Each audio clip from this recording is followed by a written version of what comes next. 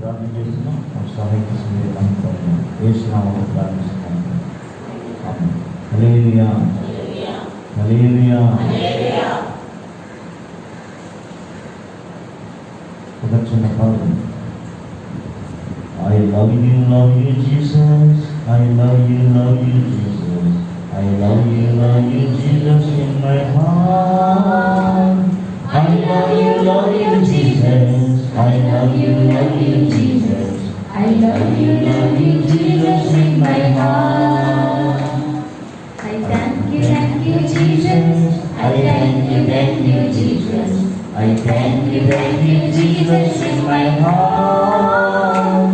I thank you Jesus, I thank you Jesus, I thank you Jesus in my heart. వందనాలు యేసు, నా వందనాలు యేసు, నా వందనాలు యేసు ప్రభు నామములో.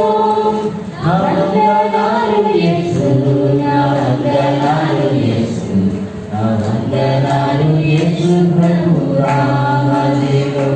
ఆమేన్. దేవుని స్తోత్రం కలుగును. దేవుని వాక్యం చదివిస్తూ ఉంది. యోహాను సువార్త 3వ అధ్యాయం 16వ వచనంలో వాక్యం ఈ విధంగా చెప్తా ఉంది. దేవుడు లోకమును ఎంతో ప్రేమించను.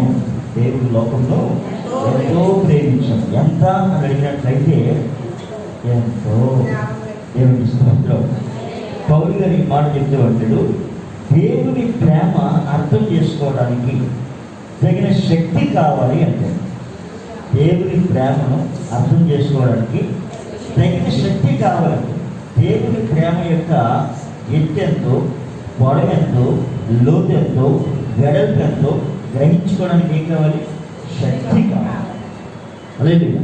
దేవుని ప్రేమ మనకి అర్థం కాకపోతే దేవుడు మనకు అర్థం కాలేనంటే దేవుని స్తోత్రం కలుగుతుంది. హల్లెలూయా. దేవుని ప్రేమ కనుక మనకు అర్థమైనట్లయితే తప్పనిసరిగా మనము అబ్రహాము యొక్క సంతానముగా, అబ్రహాము పిల్లలుగా ఉంటాం. దేవుని స్తోత్రం. దేవుడు కనుక మనం ప్రేమించినట్లయితే తప్పనిసరిగా ఆయన ఆజ్ఞలు మనం గైకొంటాం. హల్లెలూయా. ఆయన ఆజ్ఞలు కనుక మనం గైకొన్నట్లయితే తప్పనిసరిగా ఆయన బాధ్యతలు కూడా మనం గైకొంటాం. దేవుని స్తోత్రం. హల్లెలూయా, హల్లెలూయా. దేవుని ఆజ్ఞలు గైకొన్నట్లయితే మన దేశాన్ని కూడా మనం ప్రేమించేవారుగా ఉంటాం. హల్లెలూయా, హల్లెలూయా. దేవుని ఆజ్ఞను గైకొన్నవాడు దేవుడు ఏ బాధ్యతనైతే కలిగి ఉన్నాడో ఆ బాధ్యతనే ఆయన ప్రజలు కూడా కలిగి ఉన్నారు. హల్లెలూయా, హల్లెలూయా. దేవుని యొక్క ఉద్దేశం ఏంటి? నాశనం అయిపోతున్న సర్వలోకము రక్షించబడడం దేవుని యొక్క ఉద్దేశం. మరి దేవుని ప్రజల ఉద్దేశం ఏమిటి? అదే. హల్లెలూయా. అందుకు యేసు ప్రభు శిష్యులు వారి ప్రాణాలను సైతం పణంగా పెట్టారు. హల్లెలూయా. ప్రాణాలను సైతం పణంగా పెట్టారు. హల్లెలూయా, హల్లెలూయా. మన ఉద్దేశం ఏమై ఉండాలి? అదే, దేవుని ప్రేమలో మాత్రం మార్పు అనేది ఎప్పుడు కూడా లేదు. ఆనాడు లేదు, ఈనాడు లేదు. ఎందుకంటే ఆయన శాశ్వతమైన వాడు. ఆయన ప్రేమ శాశ్వతమైనది. హల్లెలూయా. దేవుడు మనం ప్రేమించి ఎన్నెన్నో విషయాలు దేవుడు మనకు ముందుగానే మనకు తెలియజేస్తూ ఉన్నాం. ఆయన ప్రేమించిన ప్రజల కొరకు ఆయన ఏమైనా చేయడానికి ఆయన ఇష్టపడుతున్నాను. నేను మనకు చెప్తున్నాను, దేవుడు ప్రేమించిన ప్రజల కొరకు, దేవుడిని ప్రేమించిన ప్రజల కొరకు, దేవుడు ప్రేమించిన ప్రజల కొరకు, దేవుని ప్రేమించిన ప్రజల కొరకు ఆయన ఏమైనా చేస్తాడు. ఏం చేస్తాడని నేను అడిగితే, దేవుడు ఒక రోజు వాగ్దానం చేస్తున్నాడు. నీ కొరకు నేను కూర్చోను శవాలు ఇచ్చి ఉన్నాము అన్నాడు. నీ గురించి. అలాగే మీ గురించి కాదు, నీ గురించి. అంటే ఎవరైతే వ్యక్తిగతముగా దేవుని ప్రేమిస్తూ ఉన్నారో, దేవుని ఆజ్ఞలు గైకొంటూ ఉన్నారో, అలాగే ఎవరైతే దేవుని చేతి ప్రేమించబడతా ఉన్నారో వారిని ఎంత గొప్పగా ఆయన కనపరుస్తున్నాడంటే ఒక దేశముతో సమానంగా కనపరుస్తుంది. కూర్చు అనేది ఒక దేశం, శవ అనేది ఒక దేశం. అవసరమైతే నీకు బదులుగా ఒక దేశాన్నైనా ఇస్తాను, కానీ నేను మాత్రం నేను వీడుగాను అంటున్నాడు ఆయన. దేవుని స్తోత్రం కలుగుతుంది. నీకు బదులుగా కూర్చును శవను అంటే మనము ఒక్కొక్కరు ఎంత విలువైన వారిని ఒక దేశానికి. దేవుని స్తోత్రం కలుగుతుంది. హల్లెలూయా. దేవుడు తన ప్రజల పట్ల కలిగి ఉన్న కాపుదల, భద్రత ఎలాంటిది అని చూసినట్లయితే, దేవుడు తన ప్రజల కొరకు ఏమైనా చేస్తాడని చెప్పడానికి ఒక ఉదాహరణ, సముద్రాన్ని చీల్చేసేదాన్ని. ఎవరి గురించి? దేవుడు ప్రేమించిన ప్రజల కొరకు సముద్రాన్ని చీల్చి పాయలుగా చేసి వారిని నడిపించడానికి. అదే సముద్రంలో శత్రువుని ముంచివేశాడు. దేవుడు ప్రేమించిన ప్రజల కొరకు సముద్రాన్ని చీల్చాడు. ఆ దేవుని ప్రజల్ని అదే సముద్రంలో నడిపించాడు. అదే మార్గంలో ప్రయాణం చేస్తున్న శత్రువులందరూ కూడా మునిగిపోయారు. దేవుని స్తోత్రం. అంటే దేవుడు తన ప్రజల పట్ల ఉంచిన ఆ యొక్క ప్రేమ, ఆ బాధ్యత చాలా గొప్ప. హల్లెలూయా. దేవుడు మనకు ఒక మాట చెప్పాడు.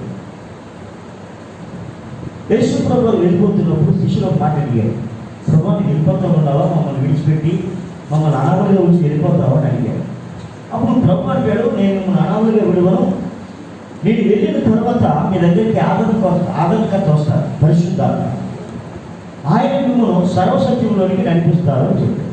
దేవుని స్తోత్రం. మనం ఆదరించడానికి ఎవరు వస్తారట? ఆదరణకర్త. జాగ్రత్తగా అర్థం చేసుకోండి. అంటే యేసు ప్రభువు విడిచి వెళ్ళిపోయినప్పటికీ కూడా ఆదరణకర్తను మరలా ఈ భూమి మీదకి పంపించాడు. అంటే దేవుని ప్రజలు ఎప్పుడు కూడా ఏమవుతున్నారని ఆదరించబడుతూ ఉండడమే దేవుని ఉద్దేశం. అలాగే మరొక విషయం, ఎందుకు ఈ ఆదరణకర్త అని అడిగితే, నీకు జరగబోయే విషయాన్ని తెలియజేసేవాడు ఆదరణకర్త. ఆదరణకర్త ఎవరు? మన జీవితంలో ఏదైతే జరగబోతా ఉందో, ఏ కీడైతే జరగబోతా ఉందో ఆ కీడును మనకి తెలియజేసేవాడే ఆదరణకర్త. దేవుని స్తోత్రం. అది ముందుగా మనకు తెలియచేయబడి దాని నుంచి ఎలా తప్పించుకోవాలో ఆయన మార్గాన్ని చూపిస్తూ ఉన్నారు. రానైన కీడును తప్పించుకొని ఎలా ముందుకు వెళ్ళాలో మార్గాన్ని చూపిస్తూ ఉన్నాడు ఆయన. దేవుని స్తోత్రం. హల్లెలూయా, హల్లెలూయా, హల్లెలూయా. మరి ఎవరైతే ఇది తెలుసుకొని అవును అనుకుంటారో వారు ధన్యులు. అలాగే చెప్తారులే, చెప్పనివ్వండి, మన పని మనం చేసుకున్నాం అనుకున్నవారు అన్యులు. దేవుని స్తోత్రం. అన్యులకి ధన్యులకి తేడా ఉంది. ధన్యులు ఆయన చిత్తాన్ని గ్రహించేవారు, అన్యులు ఆయన చిత్తాన్ని ఎరగనివారు. హల్లెలూయా. దేవుడు మాత్రం ఆయన ప్రేమ మాత్రం మార్పు అనేది లేదు. దేవునికి స్తోత్రం. హల్లెలూయా. యోవేలు గ్రంథం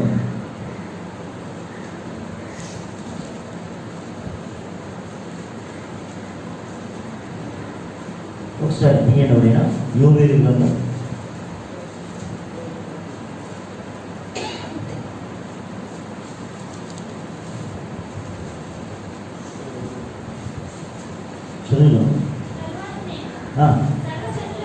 2వ అధ్యాయం క్షమించాలి, 1వ అధ్యాయం.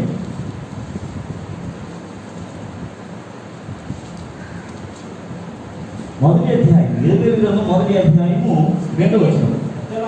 పెద్దలారా ఆలోచించండి, దేశపు కాపురస్తులారా మీరందరూ చెల్లి వినండి.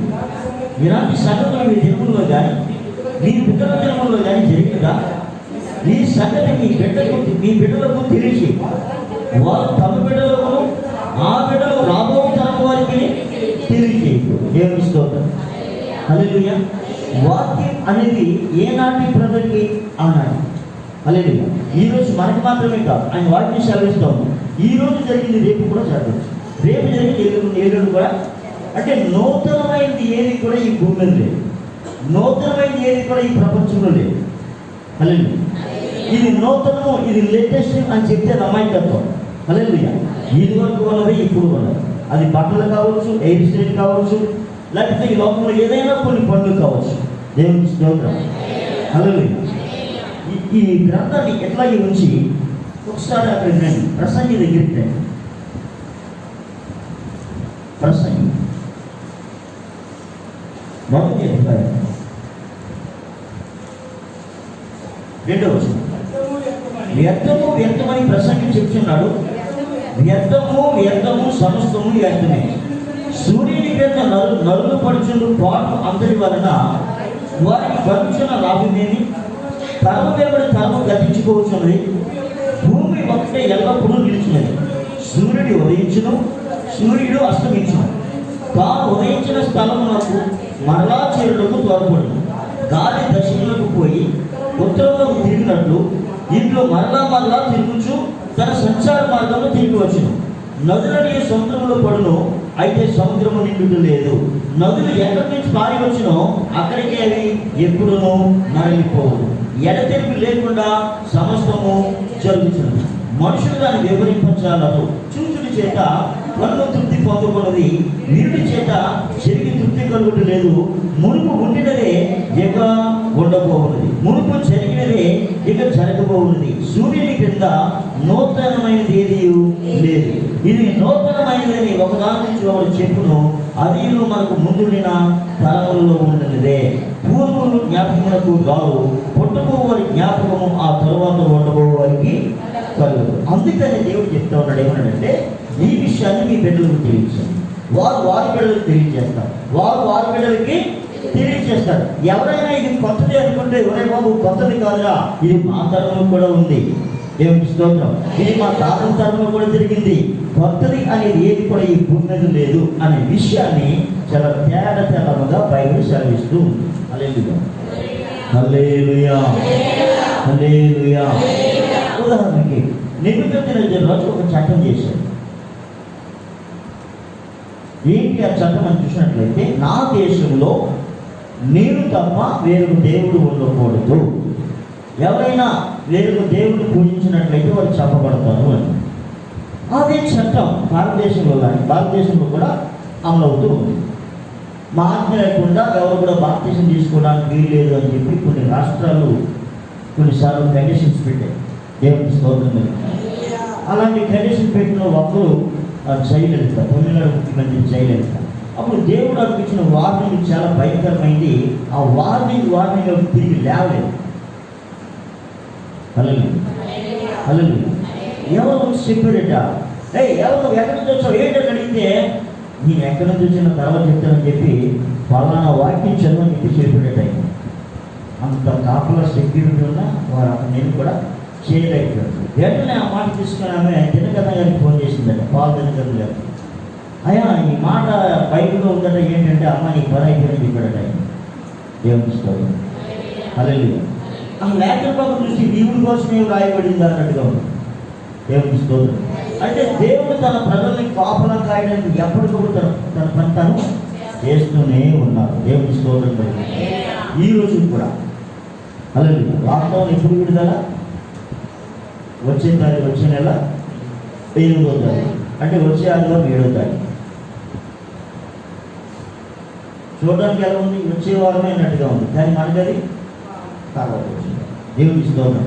ఆ వారం ఎవరికి ఉపయోగం? వాళ్ళ ఉపయోగం. అంటే ఏదో విధంగా దేవుని శక్తి లేకుండా చేయడానికి సైతం యొక్క ఉద్దేశం. వాడి పని వాడు చేస్తూనే ఉన్నాడు. అది ప్రభుత్వ పరంగానో మరొక విధంగానో మనకి మేలు చేస్తున్నట్టుగానో ఉంది, కానీ అది మేలు కాదు. దేవుని స్తోత్రం. హల్లెలూయా, హల్లెలూయా. కనుక నూతనమైన ఏది కూడా ఇక్కడ లేదు. ఇప్పుడు యోబు గ్రంథంలో మనం చూసినట్లుగా మరలా మనం వెళ్తాం. హల్లెలూయా. ఏంటి ఈ మాట మీకు అర్థమైందా? ప్రసంగి రసం తరము వెంబడి తరము గతించిపోతుంది, భూమి ఒకటి ఎల్లప్పుడూ నిలుస్తూ ఉంది. సూర్యుడు ఉదయిస్తూ ఉన్నాడు, అస్తమిస్తూ ఉన్నాడు. తాను ఎక్కడికి ఉదయించాడో మరలా అక్కడికి వెళ్ళిపోవడానికి త్వరపడుతున్నాడు. గాలి దక్షిణానికి వెళుతూ ఉంది, ఉత్తరానికి దిగుతూ ఉంది. ఇది మరలా జరుగుతూ ఉంది. నదులన్నీ సముద్రంలో పడుతూ ఉన్నాయి, అయినా సముద్రం నిండటం లేదు. నదులు ఎక్కడి నుంచి వస్తూ ఉన్నాయో మరలా అక్కడికి అవి తిరిగి వెళ్ళిపోతూ ఉన్నాయి. ఇది ఎడతెరుపు లేకుండా జరుగుతున్న కార్యక్రమం. దేవుని స్తోత్రం కలుగుతుంది. ఇందులో వింత గొప్ప ఏమీ లేదు, ఎప్పుడు ఉన్నట్టుగానే జరుగుతూ ఉంది. హల్లెలూయా. తరాలు మారుతూ ఉన్నాయి, యుగాలు మారుతూ ఉన్నాయి, కానీ సృష్టి క్రమం మాత్రం మారటం లేదు. హల్లెలూయా, హల్లెలూయా, హల్లెలూయా. సరే, చూడండి ఏవేదో చూడండి. తర్వాత గొంగల పురుగులు విడిచిన దాన్ని మిడతలు తినివేసి ఉన్నది, మిడతలు విడిచిన దానిని పసరు పురుగులు తినివేసి ఉన్నది, పసరు పురుగులు విడిచిన దానిని చీడ పురుగులు తినివేసి ఉన్నది. మత్తులాగా మేలుకొని కన్నీరు విడుడి, ద్రాక్షరసం పానం చేయవల్లారా రోగం చేయుడి. క్రొత్త ద్రాక్షరసం మీ నోటికి రాకుండా నాశనమాయను. మత్తులారా మేలుకొని కన్నీరు విడవండి. ద్రాక్షరసం పానం చేయవలన రోదన చేయండి. క్రొత్త ద్రాక్షరసం మీ నోటికి రాకుండా నాశనం ఆయను. దేవునికి స్తోత్రం. అంటే ఉన్న పంటలన్నీ కూడా ఏమైపోయింది? నాశనం అయిపోయింది. కొత్త పంట అనేది లేకుండా నాశనం అయిపోయింది. దీనికి కారణం ఏంటని చూసినట్లయితే మీరు మత్తులుగా ఉన్నారు అన్నాడు ఆయన. దేవునికి స్తోత్రం కలుగు. ఎలా ఉన్నారంటే వీళ్ళు మత్తులుగా ఉన్నారు. ఏమిటి మత్తు అంటే యాక్చువల్గా గతించిన 4 వారాలు చెప్పిన మాట ఏంట మత్తులు? గర్వం, సోమర్థం, ధనాపేక్ష, కోపం, ఇవన్నీ మత్తులే. ఇవి కాకుండా మరికొన్ని మత్తులు. నిద్ర మత్తు. ఏ మత్తు? నిద్ర మత్తు. తిండి ద్వారా వచ్చే మత్తు. దేవునికి స్తోత్రం. త్రాగు ద్వారా వచ్చే మత్తు, ఐహిక విచార, వీటి ద్వారా వచ్చే ఇవన్నీ కూడా మన ఆత్మీయ జీవితాన్ని ఏం చేస్తూ ఉన్నాం? నాశనం చేస్తూ ఉన్నాం. అలాగే ఎదగకుండా చేస్తూ ఉన్నాయి. ఎదగకుండా రానున్న కీడును తప్పించుకోకుండా చేస్తూ ఉన్నాయి. భయము అనేది లేకుండా చేస్తూ ఉన్నాయి. అలాగే చేసేది అయిపోతావులే అది చాలా సింపుల్గా, నువ్వు అనుకున్నంత సింపుల్ కాదు. ఎదుగుదల కాలుతూ ఉండాలి అక్కడ. అలాగే అలాగే అంటే దేవుని భయం అనేది ప్రజలకు లేకుండా అయిపోయే పరిస్థితి. అందుకు ఎంత భయంకరమైన పరిస్థితులు ఎదురవుతున్నాయంటే ఆయన మాట చెప్పాడు, చూద్దాం. లెక్కలేని బలమైన జనాంగము నా దేశం మీదకి వస్తున్నది. వాటి పనులు సింహపు కోరల వంటివి. వాటి కాటు ఆడసింహపు కాటు వంటివి. అవి ద్రాక్ష చెట్లను పాడు చేసినవి, అంజూరపు చెట్లను తుత్తి నీళ్ళుగా కురిపినవి. పెరడు మంచి వాటిని పారవేయగా చెట్ల కొమ్మలు తిరిగిపోయాను. పెరిగిపోయిన యవ్వనురాలు గోడపట్టు పట్టుకొని అందరాచినట్లు. అదే ఈ ప్రపంచంలో జరగనైన భయంకరమైన కీడు ఏమిటి అంటే వ్యవసాయం అనేది సమూలంగా నాశనం కాబోతా ఉంది. మానవుడు తినడానికి ఆహారం లేని పరిస్థితి అనేది ఒకటి ప్రపంచంలో రాబోతా ఉంది. అలాగే ఆ పరిస్థితి రాకుండా ఉండాలంటే యవనస్తురాలైన స్త్రీ యొక్క భర్త చనిపోతే యవనస్తురాలు ఎలా రోధిస్తారో మీరు ఆ విధంగా రోధించండి అని చెప్తున్నాడు. ఎందుకు రోధించాలి అని అడిగితే, నువ్వు జరగబోయే కీడు కొరకు మనం అలా రోధించకపోతే తమ కడుపును పుట్టిన బిడ్డలు తామే తినవస్తాం. తమ కడుపును పుట్టిన బిడ్డలు ఏ తల్లి తింటుందండి అలాగా అని మీరు అనొచ్చు. ఆకలి అనేది చాలా భయంకరం. అలాగే ఒకసారి ఆ మాట చదవండి. తమ కడుపును పుట్టిన బిడ్డలు తామే తింటారు అనే మాట చదవండి. ఎవరు చదువుతారో ఏమైనా తీసి చదవండి. సమయం వేస్ట్ చేయకండి.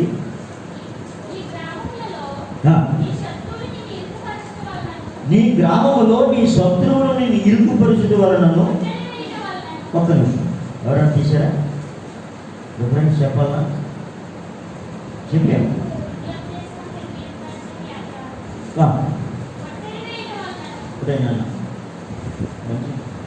చదువు. నీ గ్రామంలో నీ శత్రువులని ఇరుగుపరచడం వలనను, ముట్టడి వేయటం వలనను ఏమీ లేకపోవడం చేత, ఏమీ లేకపోవడం చేత జాగ్రత్త అర్థం చేస్తుంది. అలాగే ప్రస్తుతం కరోనా ప్రభావంలో ఎక్కడ పడితే అక్కడ షాపులు మూసేస్తూ ఉన్నారు. అయినప్పటికీ కూడా మనకు కొంత తెరిపించారు. ఇదిగో పలానా సేవలకు సరుకులు కొనుక్కోండి అని. మరి వచ్చే సరుకులు ఆగిపోతే, సరుకులు లేకపోతే అది 1 రోజు 2 రోజులు కాదు. రెండవది, ఒకవేళ శత్రువు మూలంగా సరుకులు ఆగిపోతే,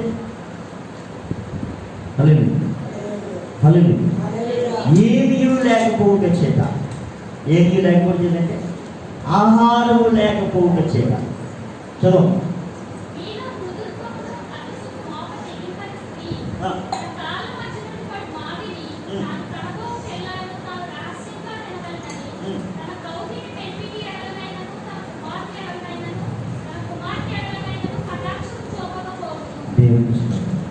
ఈవిడ ఎవరట? అతి సుకుమారం కలిగిన స్త్రీ. బహుశా ఏ రాజకుమార్తె లేవో అయి ఉండొచ్చు. దేవునికి స్తోత్రం కలుగుతుంది. నేల మీద తన అరకాలు మోప తెగపని స్త్రీ అంటే నేల మీద పాలిస్తే కందిపోతుందేమో అన్నంత సుకుమారం కలిగిన స్త్రీ. ఇటువంటి సుకుమారం కలిగిన స్త్రీ తాను కనిన బిడ్డను తన కడుపులో పడి వచ్చిన మావిని తినాలి అని ఆశ కలిగి భర్త పట్లగా బిడ్డల పట్లగా కనికరం ఆయన చూపులు అని బయలు చెప్తాం. అలాగే ఆవిడ జరుగుతున్నాయి కూడా. చాలామంది తల్లులు తమ బిడ్డలు తినేసినట్లుగా వార్తాపత్రికల్లో కూడా వచ్చాయి. ఒకరికి గుండెకాయ నచ్చిందని, ఒకరికి మెదడు నచ్చిందని ఇలా తినేసిన వాళ్ళు ఉన్నారు. దేవునికి స్తోత్రం కలుగుతుంది. అలాగే ఇటువంటి సుకుమారం కలిగిన వాళ్ళు కూడా తమ కడుపులో ఉన్న బిడ్డను తినేయడానికి, కడుపులో ఉన్న తన భర్తను తినేయడానికి కూడా వెనుకాడిన స్త్రీలు ఉన్నారు. ఇది అలంకార రూపం కన్నా కాదు, డైరెక్ట్. దేవునికి స్తోత్రం. అంటే ఎంత పరిస్థితి అంటే ఇంకా చెప్తాడు, తమ బాహువునే, బాహు అంటే మన చేతులు, అందుని మట్టుకు తినడానికి కూడా వెనుకాడు. దేవునికి స్తోత్రం. హల్లెలూయా. ఇటువంటి భయంకరం ఎప్పుడు వస్తుందంటే లేదు. హల్లెలూయా. అది ఒక బలమైన సమూహం అంటది. వచ్చే సమూహం ఒక బలమైన సమూహం. నేల పంటంతా కూడా నాశనం చేస్తుంది. చదువునైనా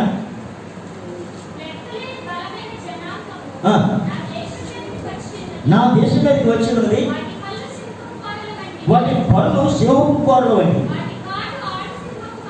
వాటి కాటు ఆడు సింహపు కాటు వంటి పాడు చేసి ఉన్నది. అంజూరపు చెట్లు నాశనం అయిపోయాయి.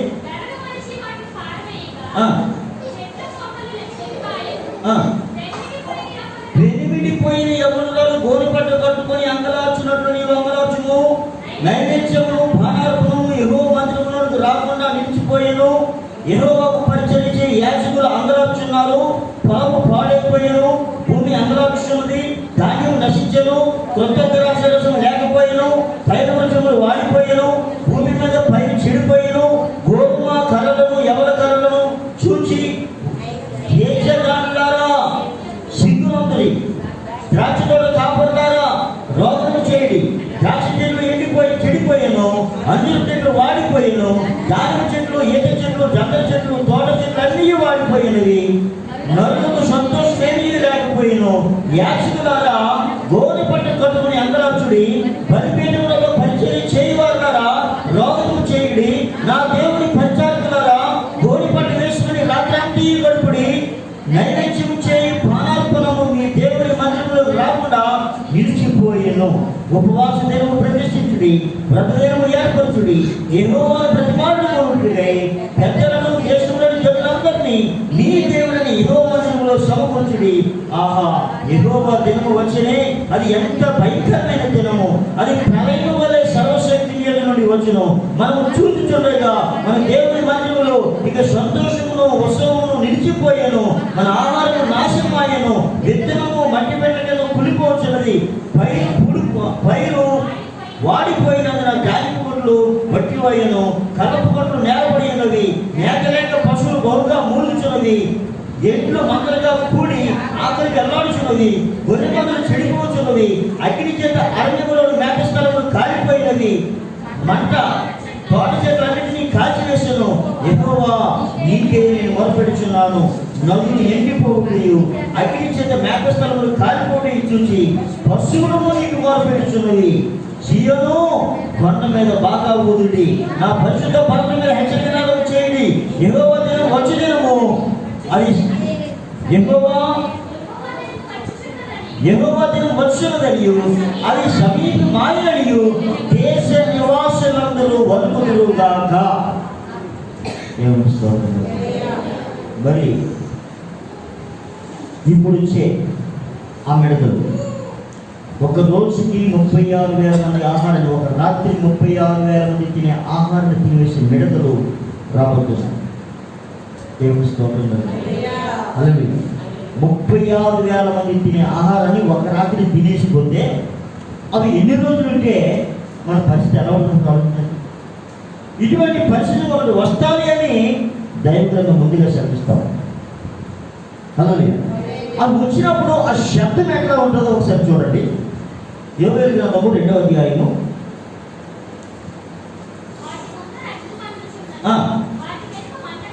మంట కాల్చున్నది. అది రాకమునకు భూమి ఏదేనో వరం వలె ఉండెను. అది వచ్చిపోయిన తరువాత తప్పించుకున్నది ఏదియో విడవబడక భూమి ఎడారి వలె పాడాయను. వంటివి రౌతులుగా పరిగెత్తవచ్చును. రథములు ధ్వని చేయనట్లు, పొయ్యికాలు అగ్నిలో కాలుచు ధ్వని చేయనట్లు, యుద్ధములకు సిద్ధమైన సూర్యుడు ధ్వని చేయనట్లు అవి పర్వత శిఖరముల మీద గంతులు వేయించున్నవి. వాటిని చూచి జనములు వ్యాధులను అందరి ముఖములు తెల్లవారును. పరాజులు పరిగెత్తుచున్నది. సూర్యుడు ప్రాకారం ఎక్కినట్లు గోడలు కాలుచున్నవి. ఇటు అటు తిరగకుండా అవన్నీ చక్కగా పోచున్నవి. ఒకదాని మీద ఒకటి తొక్కులాడక అవన్నీ చక్కగా పోచున్నవి. ఆయుధముల మీద పడినను రావులు పట్టణంలో నకముగాలు పరిగెత్తుచున్నవి. గోడ మీదకి ఎక్కి ఎండలో చొరబడుచున్నవి. దొంగ వచ్చినట్లు కిటికీలో ఉండ చొరబడుచున్నవి. వాటి పై చేత భూమి కల్పించుచున్నది. ఆకాశము తత్తరించుచున్నది. సూర్యచంద్రులకు తేజములకు కలుగుచున్నది. నక్షత్రములకు కాంతి తొక్కుచున్నది. యెహోవా తన సైన్యమును నడిపించి ఉరుము వలె గర్జించుచున్నాడు. ఆయన గంటు బహు గొప్పదై ఉన్నది. ఆయన ఆజ్ఞను నెరవేర్చినది బలము కలది. యెహోవా దినము బహుభయంకరము, దానికి తాళగలవాడెవడు. దేవుని స్తోత్రం. హల్లెలూయా. జరగబోతున్న పరిస్థితి ఎలా ఉంటుందో కళ్ళకు కట్టినట్లుగా ఆయన ముందుగా ఎలాంటి శబ్దం వస్తుంది అది ఎగిరినప్పుడు అది వచ్చినప్పుడు అనేది చాలా క్లియర్గా చెప్పాడు.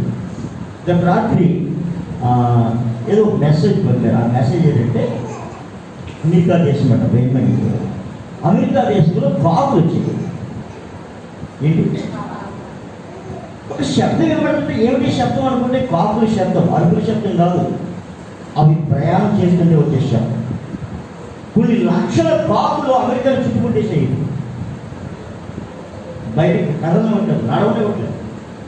మొత్తం అన్ని చోట్ల కాకులు, అన్ని చోట్ల కాకులే. ఎక్కడ కూడా ఇండియాలోనేమో మిడతల గొడవ, అమెరికాలోనేమో. ఇవన్నీ ఎక్కడ చూస్తా ఉన్నాయి? దేవుని నోటి మాటలు చూస్తాం. ప్రజలకు దేవుడు ఎవరు అర్థం కావట్లేదు. ఆయన శక్తి ఏంటో అర్థం కావట్లేదు. ఆయన దగ్గర ఎలా మసులుకోవాలో తెలియట్లేదు. అందుకు దేవుడే చిన్న చిన్న శాంపిల్స్ పంపిస్తాడు. అందుకే చెప్తున్నాడు, ఇప్పుడైనా మీరు ఉపవాసం ఉండి. ఆయన అర్థమైపోయింది. ప్రజలు ఉపవాసం ఉండట్లేదు. ప్రజలు దేవుడికి దగ్గరగా ఉండట్లేదు. దేవుడికి దగ్గరగా ఉండని ఏ ప్రజలైనా నాశనం అవుతారు. దేవుడికి దగ్గరగా ఉండని ఏ ప్రజలైనా నాశనం అవుతారు. దేవుడికి దగ్గరగా ఉండని ఏ దేశమైనా నాశనం అవుతుంది. హల్లెలూయా. ఆయన చెప్తున్నాడు, ఈ రానున్న భయంకరమైన కీడును తప్పించుకోవాలంటే ఇప్పుడైనా ఉపవాసం ఉండి నీళ్ళు కాపాడుకోవాలి. నువ్వు దేశమే కాపాడలేదు, నీళ్ళు నువ్వు కాపాడుకో. హల్లెలూయా. నీ పిల్లలను కాపాడుకో, నీ భర్తను కాపాడుకో, నీ భార్యను కాపాడుకో. ఉద్ధరించాల్సిన దేశంలో ఏమి చేయట్లేదు. ముందు నిన్ను నువ్వు సరి చేసుకుంటే దేశం ఆటోమేటిక్గా బాగుపడుతుంది. హల్లెలూయా.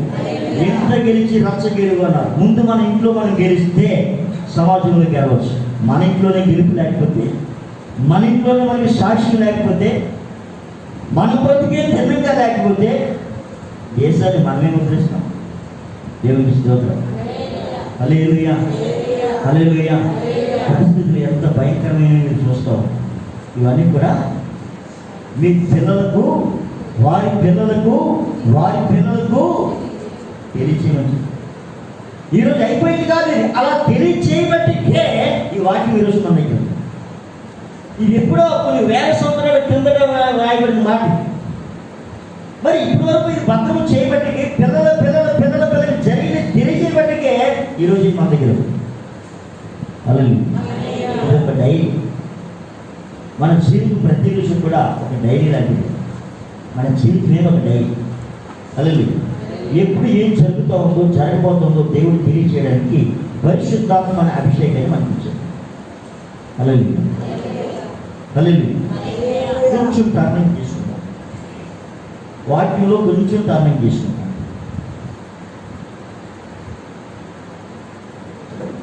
అబ్రహాముతో దేవుడు వాగ్దానం చేశాడు. నీ 4వ తరం వాడిని నేను మరలా ఇక్కడ తీసుకుని వస్తాను కానానికి వాగ్దానం చేశాడు. దేవుడు ఇచ్చిన వాగ్దానం ఆయన ఎప్పుడు కూడా మర్చిపోయేవాడు కాదు. మర్చిపోయాడేమో అనుకున్నాడు దావీదు. బాబు మర్చిపోయాడేమో అనుకున్నాడు దావీదు. అనుకొని ఆయన అంటున్నాడు, దేవా నీవు నాకు ఇచ్చిన వాక్యం వరకు నేను కనిపెడుతూ ఉన్నాను, నీవు ఇచ్చిన వాక్యం ఎప్పుడు నెరవేరుస్తావు అని నా కళ్ళు క్షీణించుచున్నాయి అన్నాడు.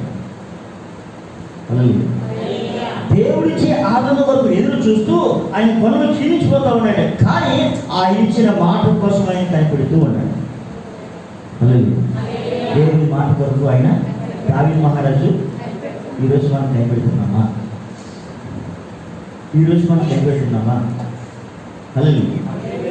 ఫర్ ఎగ్జాంపుల్ మనం మాట్లాడుకునే అపోస్తుల సిద్ధాంతము అనే దాంట్లో మొట్టమొదటిది విశ్వాసము.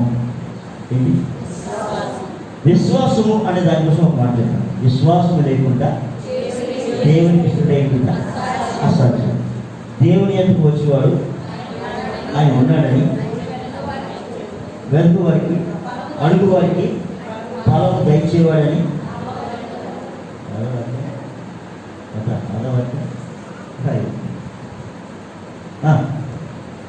అడుగు వారికి ఫలము దయచేవాడని నమ్మవలను కదా. దేవునికి స్తోత్రం. హల్లెలూయా. విశ్వాసం లేకుండా దేవునికి ఇష్టడైన అసత్యం. దేవుడి దగ్గరకు వచ్చేవాడు దేవుడు ఉన్నాడని, దేవుడు అడిగే వారికి ఫలం దయచేస్తాడని మనం ఏం చేయాలి? నమ్మాలి. హల్లెలూయా. హల్లెలూయా. నేను ఒక మాట కనిపించి చెప్తాను. ఈరోజు సంఘం విశ్వాసం అనే దాన్ని సమూలంగా కోల్పోయారు. హల్లెలూయా. హల్లెలూయా. ప్రతి దానికి కూడా ఫర్ ఎగ్జాంపుల్ ఇదివరకు ఏదైనా ఒక బలహీనత వస్తే దేవుడు బాగు చేస్తాడు అని అతని కొరకు ఎదురు చూసేవారు ఉండేవారు. అలాగే దేవుడే నన్ను స్వస్థపరచాలి, దేవుడు చేస్తాడు అని. కానీ ఈరోజు అది విశ్వాసం వల్ల ఎవరికైనా ఉండాలి. ఎందుకండి తాపడేస్తున్న రూపాయి చేసుకుని అనసిద్ధం ఏడుస్తుంది పోయేదానికి ఎంత విశ్వాసం? దీనికి విశ్వాసం అవసరమా? రూపాయి అనసిద్ధమే.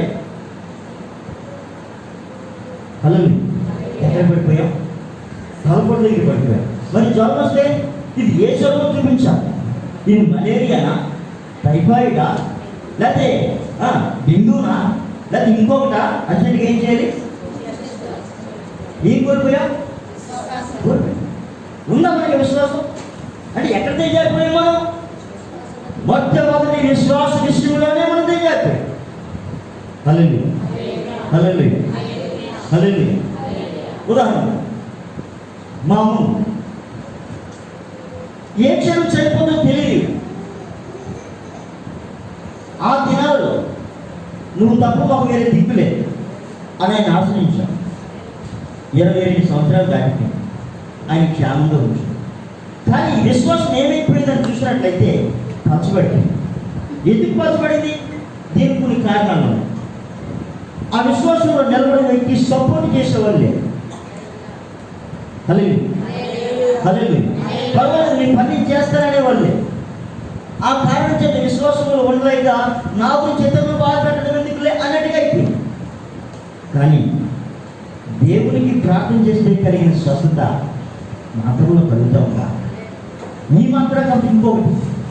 కానీ విశ్వాసం అది నిలకడగా నిలిచి దేవుని స్తోత్రం. నా ప్రియమైన స్నేహితులారా, ఇక్కడున్న ప్రతి వాటాల ఒక్కసారి మీరు ఆలోచించి, ఇదివరకు మనకి ఏదైనా అవసరం అయితే విశ్వాసంతో ప్రార్థన చేసే వాళ్ళం. ఈరోజు విశ్వాసం ఉందా? గుండె చేసిన దేవుడు లేదండి. ఒకరోజు నాకు సహాయం చేసిన దేవుడు ఈరోజు కూడా సహాయం చేస్తున్నాడని చెప్పగలిగిన తప్ప చచ్చిపోయింది మనం. అలాగే విశ్వాసం లేకుండా దేవుడికి ఇష్టడైనట అసత్యం. మీ పిల్లలకి విశ్వాసం నేర్పిస్తున్నారా? అమ్మ పడవలేదు తల్లి, జ్వరం వచ్చిందా, తలపడి వచ్చిందా, బలహీనత వచ్చిందా, దేవుడు బాగు చేస్తాడు, ప్రార్థన చేసుకొని చెప్తున్నారా? అర్జెంట్గా హాస్పిటల్ మోసుకుంటారు. డబ్బులు లేదా అప్పు చేస్తావు అంటే ఏం కోల్పోయాం? ఇంకెందుకు దేవుడు వాళ్ళు ఏమైనా చెప్తే పాస్టర్ గారు మందులు వేసుకోవద్దన్నాడు. ఏది నీ విశ్వాసం? ఎక్కడ ఎదగాలి. అమ్మ పడుకోకు, ఎదగాలి. ఏం చేయాలి? ఎదగాలి. బలమైన వాక్యం పడుకుంటూ మనకు అర్థం కాదు. అది బలమైన వాక్యమే కానీ మరి పొద్దుకి ఎక్కదు. ఏ సంవత్సరం అంతే. హల్లెలూయా. ఏమైందా? విశ్వాసములో జీరో. మరలా మనం ప్రారంభించాం. ప్రభా, మొదటి దినాలలో నేను కలిగిన విశ్వాసాన్ని నాకు మరలా దయచేయండి. దాని కొరకు రొమ్ముకుంటున్నాడు. ఆదిమ శిష్యులు అంటూ ఉన్నారు, ప్రభు విశ్వాసములో మమ్మల్ని బలపరచని ప్రభు అని అడుగుతూ ఉన్నారు. ఈరోజు ఇప్పుడైనా అడిగామా? ప్రభు నీ విశ్వాసంలో పడిపోతూ ఉన్నా. ఇదివరకు ఏ పని వచ్చినా, ఏ సమస్య వచ్చినా నీ పాదం దగ్గరికి వచ్చేదాన్ని, నీ పాదం దగ్గరికి వచ్చేవాడిని. నీ సన్నిధిలో మొదలుపెట్టినప్పుడు నీవు నాకు సహాయం చేశావు, నేను మర్చిపోలేదు ప్రభా. ఈ రోజు కూడా నేను అడుగుతా ఉన్నాను ప్రభు అని చెప్పగలిగిన ధీమా కానీ దొంగ కానీ మనకుందా? ఏమయ్యా? చచ్చిపోయాం. జీవిస్తున్నామన్న పేరు మాత్రం అన్నదే కానీ నీవు మృతులుగా అన్నట్టుగా ఉంది మనిషి. వినరా? అడగండి విశ్వాసం, అడగండి. ఆయన ఇవ్వకపోతే, ఆయన చెయ్యకపోతే ఏ వైద్యుడు బాగు చేయలేదు. ఆయన బాగు చేయకపోతే ఏ మాత్రం కూడా బాగు చేయలేదు. దేవుని స్తోత్రం. హల్లెలూయా. మిమ్మల్ని మందులు వాడొద్దని చెప్పట్లేదు, కానీ ప్రభువుని ఆశ్రయించడం మాత్రం మానొద్దు అని చెప్తా ఉన్నాను. దేవుని స్తోత్రం. హల్లెలూయా. ఎవరిని ఆశ్రయించాలి? ఒకవేళ అది నీ స్థితికి దాటిపోతే అసలు నిలబడకుండానే మనం పడిపోతా ఉన్నామే. ఎప్పుడు నిలబడ్డా? ఇన్ని రోజులు కనిపెట్టావు దేనికోసమైనా? ఈలోగా చచ్చిపోతాం. చావు, చావు, విశ్వాసంలో చావు. ఆయన ద్వారం తెలిసి అంచుంటాడు.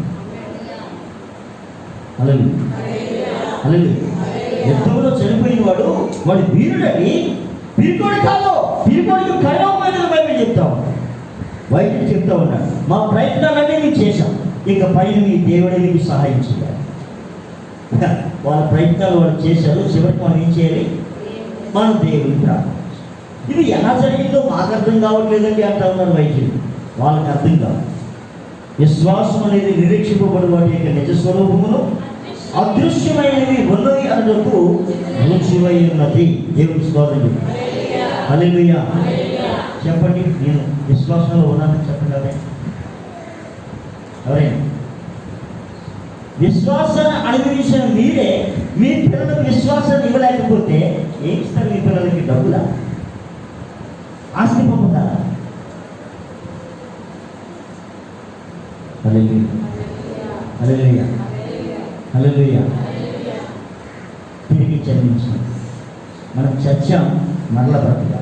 ప్రభువా, చచ్చిన ఆ విశ్వాసాన్ని బ్రతికించండి ప్రభువా.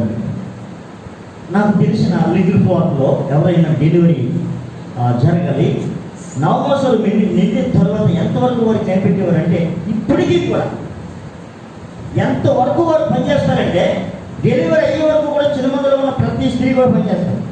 పనే జాగ్రత్తలు ఎక్కడ ఉన్నాం.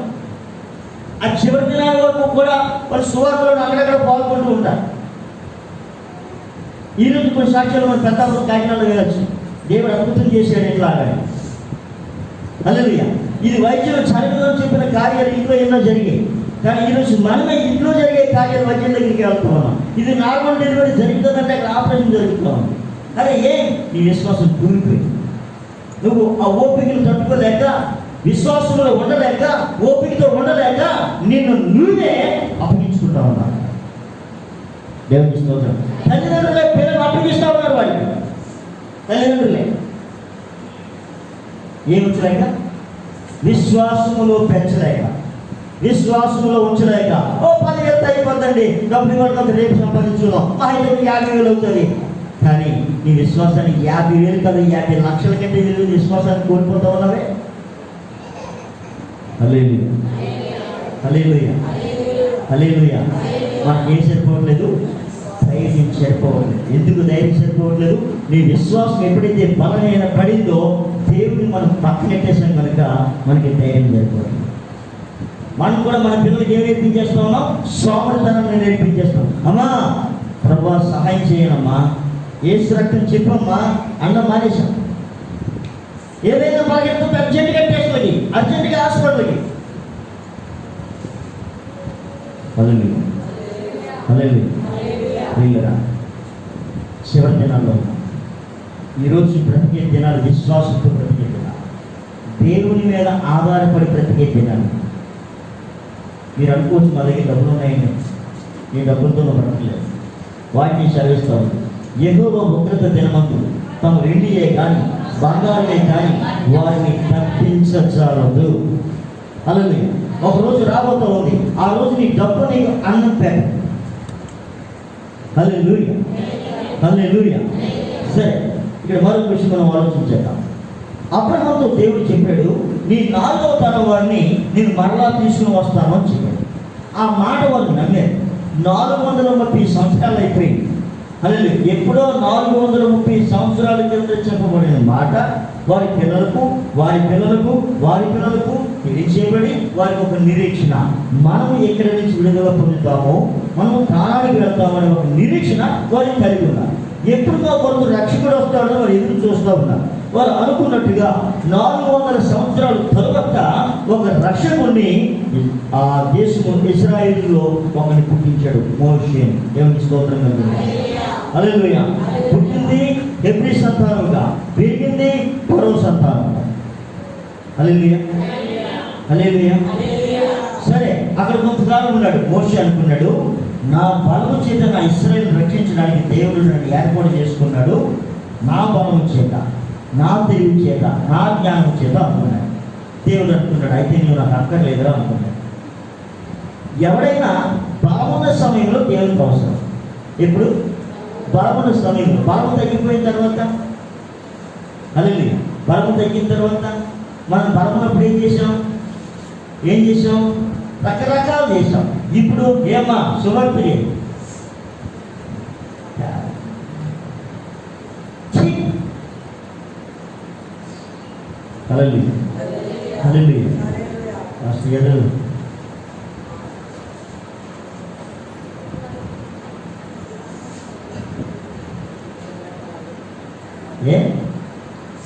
నడవాలన్నా నడవలేదు, అరవాలన్నా అరవలేదు. హల్లెలూయా. నీ బలం దేవునికి.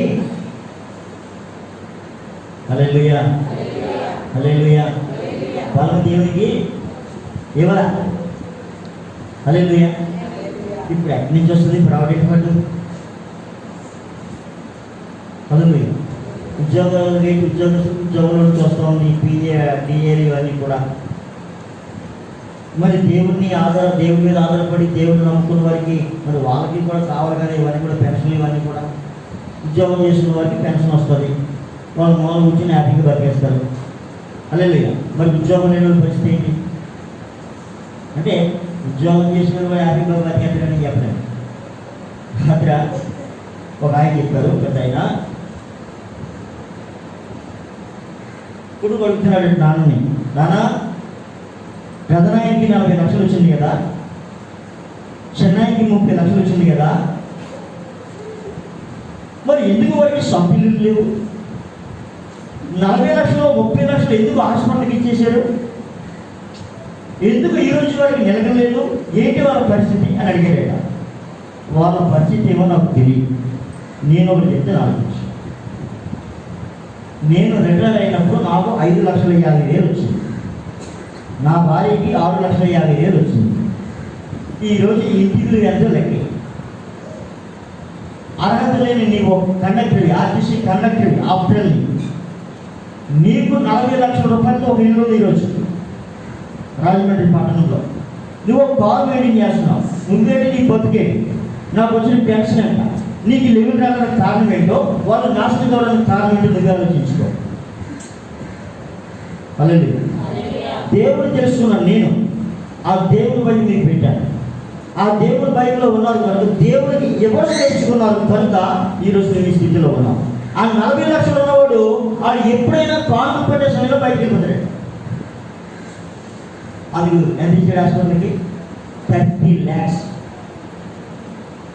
ఈరోజుకి వాడి చింతలు ఏం లేదు. ఇటువంటి అనేకమైనవి ఉన్నాయి. హల్లెలూయా. హల్లెలూయా. ఎందుకు ఈ మాట చెప్పాను? ఈ మాట ఎందుకు చెప్పాను అమ్మా? మీరు నిద్రపోయారు అమ్మా?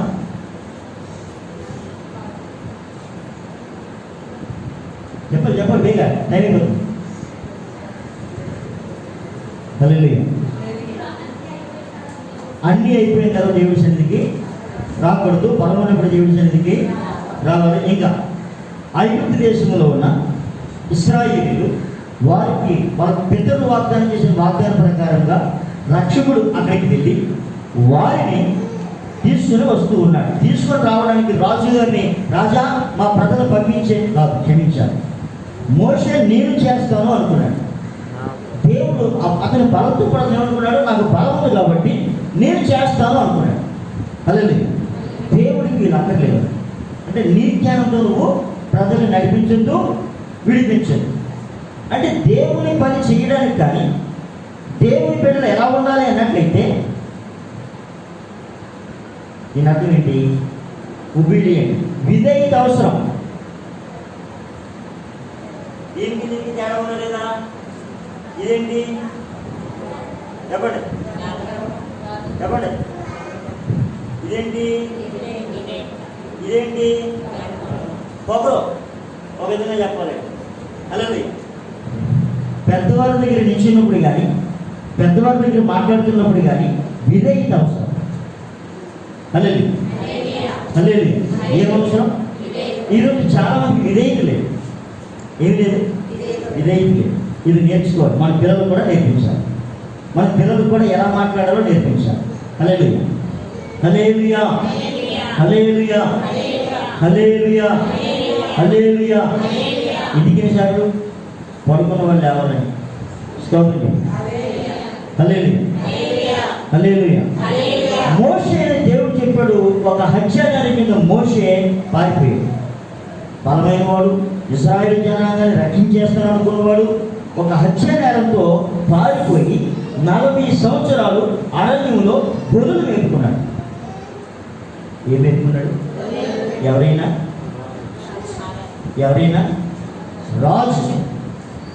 రాజరికం కలిగిన వాడు, బలాఢ్యుడు, అతను నాలెడ్జే టాప్. కానీ దేవుడికి ఏమక్కలేదు. గొర్రెలు మేపుకొని 40 సంవత్సరాలు ఉన్నాడు అక్కడ. ఇప్పుడు 40, అక్కడికి వెళ్ళి 40, ఎంత అయింది? ఇప్పుడు 80. ఇప్పుడు దేవుడు పిలుస్తున్నాడు, మోషే రా వెళ్ళి. బ్రహ్మా, నోటి మాంద్యం కలిగిన వాడిని, నేను ముసలోని అయిపోయాను, మాట్లాడడం రాదు, నోరు వాడికి నోరిచింది నేనే, పబ్బులు చెప్పకు, రా వినండి. దేవుడి స్తోత్రం. మోషే ద్వారా 40 సంవత్సరాల ప్రయాణం, అంటే మొత్తం ఎంత వచ్చింది? 120 సంవత్సరాలు. దేవుడి స్తోత్రం కలుగుతుంది. హల్లెలూయా హల్లెలూయా. దేవుడు నడిపించడానికి ముందు అక్కడ జరిగింది ఏంటంటే రాజుని భయపెట్టాలి. దేవుడే రాజుని. హల్లెలూయా. నేను ముగించుకోతున్నాను. ఇక్కడ ఏం జరిగింది చూడండి. 10 అద్భుతాలు జరిగాయి. అందులో ఒక అద్భుతాన్ని మరలా చెప్తున్నాను. తూర్పు గాలి పంపించు అన్నాడు. తూర్పు గాలి వచ్చేలా చెయ్యి అన్నాడు. మోషే ప్రార్థన చేశాడు తూర్పు గాలి కోసం. తూర్పు గాలిలో వచ్చిన మిడతలు ఎంతవరకు ఈ ప్రపంచంలో రాలేదని, రావు అని ఆయన చెప్పాడు. ఎవరు? దేవుడు చెప్పాడు. మీ పితరుల దినాల్లో ఇవి రాలేదు, రానున్న తరాల్లో ఇటువంటి మిడతలు రావు అని చెప్పాడు. అటువంటి మిడతలు వచ్చి ఐగుప్తు దేశం అంతటినీ కూడా సర్వనాశనం చేశారు. జాగ్రత్తగా అర్థం చేసుకోండి. అదే ఐగుప్తు దేశంలో గోషెను అనే ప్రాంతంలో ఉన్న ఏ ఇశ్రాయేలు ఇంటిలోని కానీ పొలంలో కానీ ఈ మిడతలు వెళ్ళలేదు. పట్టేం చేసింది? కారణం, దేవుడు తన ప్రజల చుట్టూ ఉంచిన కంచె అవి వేరడానికి అవకాశం లేదు. హల్లెలూయా. ఐగుప్తు రాజుకి అర్థం కాదు, ఏం చేయాలో బాగుపడలేదు. మరలా కబురు పెట్టాడు. మరలా వచ్చాడు మోషే, బాబు ఏదో ఒకటి చేయి. దేవుడిని అడిగాడు. ప్రభు చెప్పాడు, మోషే పంపించే అన్నాడు. మరలా దక్షిణపు గాలి రమ్మని చెప్పాడు. దక్షిణపు గాలి ఏమా? పడమటి గాలి రమ్మని చెప్పాడు. ఇవి పడమటికి వెళ్ళిపోయి సముద్రంలో పడి చచ్చాయి. ఎక్కడ? పాకిస్తాన్లో ప్రారంభమై మహారాష్ట్ర వరకు వచ్చాయి కదా. ఆ ఆంధ్రప్రదేశ్లో కూడా తెలంగాణ కూడా వచ్చాయట. దేవునికి స్తోత్రం కలుగును కాక. అంటే అవి ఏమవ్వలేదు, చావలేదు. అవి డెవలప్ అవుతూ ఉన్నాయట. ఏది? కరోనా లాగా. కానీ ఆనాడు జరిగిన విషయం ఏంటంటే, మోషే చెప్పాడు పడగడ దిక్కుగా వచ్చే గాలి ద్వారా వెళ్ళిపోయి సముద్రంలో పడమని. అక్కడ అంతమైంది. దేవునికి స్తోత్రం. హల్లెలూయా. మరి ఈ మెడుగుల దండు నాపేదెవరు? ఈ కరోనా నాపేదెవరు? హల్లెలూయా. COVID-19 ఇంత భయంకరంగా ఉంటే COVID-20 ఇంకెంత భయంకరంగా ఉంటుంది? ఇవి రాబోయే. హల్లెలూయా. వీటిని తట్టుకునే దమ్ము, ఆపగలిగిన దమ్ము ఎవరికైనా ఉంది అంటే అది ఒక క్రైస్తవులకు మాత్రమే. నువ్వు నిజంగా క్రైస్తవురాలువేనా, క్రైస్తవుడివేనా అయితే ప్రార్థించండి. ప్రభువా, మచ్చుకి కూడా అవి మా దేశంలోకి రాకూడదు, మచ్చుకి కూడా మా గ్రామంలోకి రాకూడదు, మచ్చుకి కూడా మా జిల్లాలోకి రాకూడదు. హల్లెలూయా. హల్లెలూయా. నీ ప్రార్థన మీద నీకు నమ్మకం ఉందా? దేవునికి నీకు దగ్గర సంబంధం ఉందా? దగ్గర సంబంధం ఉంటే ఈరోజు మనం ఏం చేయాలి? ఆజ్ఞాపించాలి. ఓ మెడుగుల దండు యేసు నామములో పాతాళానికి పొమ్మని ఆజ్ఞాపించినామని చెప్పండి. ఓ మెడుగుల దండు యేసు నామములో మహాసముద్రంలో పోని చెప్పండి. హల్లెలూయా. అవి విస్తరించకూడదు, నశించాలి. కరోనా విస్తరించకూడదు, నశించాలి. హల్లెలూయా. అది మన చేతుల్లోనే ఉంది. నా పేరు పెట్టబడిన నా జనులు తమను తాము తగ్గించుకొని నన్ను వెనక్కి తమ చెడు మార్గమును విడిచి వారు ప్రార్థన చేస్తే నేను ఆకాశము నుండి వారి ప్రార్థన విని వారి దేశమును స్వస్థపరచుదును. గ్రామాన్ని కాదు, కుటుంబాన్ని కాదు, దేశాన్ని స్వస్థపరుస్తానన్నాడు. ఈ దేశం అంతా పాడైపోయింది. ఎందుకో తెలుసా? ఆకాశంతో భూమితో చెప్పాడు ఆయన. ఆకాశమా ఆలోచించు, భూమి చెవికు నేను పిల్లలు పెంచాను, పెద్దవాడిని చేశాను, కానీ వారు నా మీద తిరగబడ్డారు. హల్లెలూయా. హల్లెలూయా. ఎందుకు తన కామము తెలుసు, దాని మీద తన సొంత దొడ్డి తెలుసు.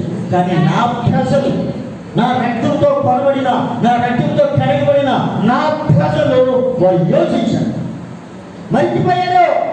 తమ తండ్రిని మర్చిపోయారు, విశ్వాసాన్ని మర్చిపోయారు. అందుకే అక్కడ ప్రార్థించి జనమా, చేర్పు చేయి పిల్లలారా, దోషపడిన సంతానమా, దుష్ట సంతానమా, అయ్యో యేసు నామములో ఆ మాట మనకి దూరం ఉంది. ప్రతి ఇల్లు పాడిపోయిన, ప్రతి కుటుంబంలో కూడా నడినెత్తి మొదలుకొని బాధపడుతున్నాడు, నడినెత్తి మొదలుకొని అరికాలు వరకు శ్వాసలో తుంచిపోయినా లేదు అంటున్నాడు. ఈరోజు ప్రతి కుటుంబం అలాగే ఉంది. మరలా మన కుటుంబాలు బాగుండాలంటే ఆయనతో చేతులెత్తాలి. ఆయనకు ఎంతగా దగ్గర అవుతావో సమస్య నీకు మనకి అంతగా దూరం అవుతుంది. మోకరించండి, ప్రార్థన చేసుకుంటాం. హల్లెలూయా. అందరూ మోకరించండి. అడిగారు మోకరించండి అని చెప్పగానే వెంటనే మోకరించాలి. లేకపోతే మోకాల మీద భయంకరమైన గడ్డలు వస్తాయి. సోమతనం. Thank you. Hallelujah. Hallelujah. Hallelujah. Hallelujah. Hallelujah. Hallelujah. Hallelujah. ప్రార్థించండి. నోటను ప్రభువా, మమ్మల్ని క్షమించండి ప్రభువా. విశ్వాసంలో పడిపోయిన మా జీవితాలు క్షమించండి. విశ్వాసంలో దిగజారిపోయిన మా జీవితాలు క్షమించండి. లోకంలో ఉన్నవాడి వారు వాదన చేస్తున్నాం. మా ఆత్మీయ జీవితాలు ఎంతగా దిగజారిపోయాయో ప్రభువా మాకు సహాయం చేయండి. మా అతిక్రమంలో మాకు శిక్షణకి కారణం కాకుండా, మా అతిక్రమంలో మా శిక్షణకి కారణం కాకుండా, మా అతిక్రమంలో మా నాశనానికి కారణం కాకుండా మా అతిక్రమమును క్షమించండి యేసయ్యా. మా పాపమును క్షమించండి యేసయ్యా. మా చూపు నడవడిన తలపును క్షమించండి ప్రభు. మా జీవితంలో ఉన్న నిద్రపోతులు తొలగించండి. మా జీవితంలో ఉన్న గర్వాన్ని తొలగించండి. మా జీవితంలో ఉన్న అసూయను తొలగించండి. మా జీవితంలో ఉన్న స్వాతంత్రాన్ని తొలగించండి ప్రభువా. మేము నీ బిడ్డలను, నీ బిడ్డలుగా జీవించడానికి సహాయం చేయండి ప్రభు. ప్రత్యేకపడి దేవుడి శైలిలో ప్రత్యేకపడినట్లయితే జనమే ఈ క్రీడ ఆయన తప్పించేది. ఇప్పుడైనా మీ ఉపవాసం ఉండి వ్రతదినము ప్రతిష్ఠించండి అని చెప్పి